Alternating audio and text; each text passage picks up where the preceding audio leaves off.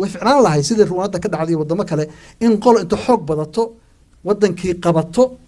دولة نمو في عن كسم يسوع تانا مدعين قبلنا وكالات كان وين marka consensus na kuma dhisan karno dawladnimo xoogna kuma dhisan karno that's why it's taken us too long way too long inaanu dawladnimo dawladdi aan hello aan soo laabano so we need to find a way saan xarjidkana waa jiraya for the next 20 years believe me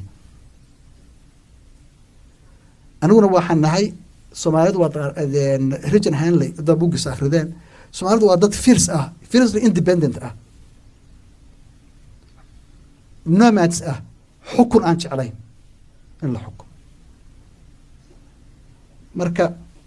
it's a tough or very difficult in maaragtay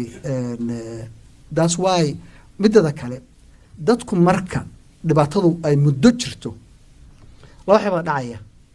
kow dadkii institutional memory-ga dowladnimada ahaa waa baaba'ayaan way tegayaan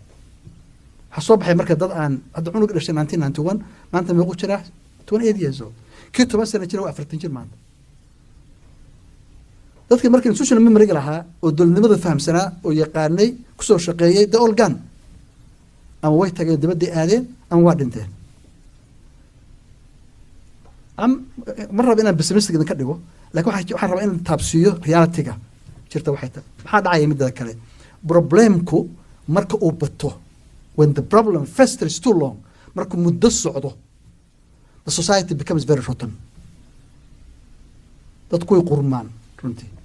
dhibaatadu badato iska socoto joogsan weydo wax inta xun baa kor soo maraysa all the bad things will come another issue on haysta way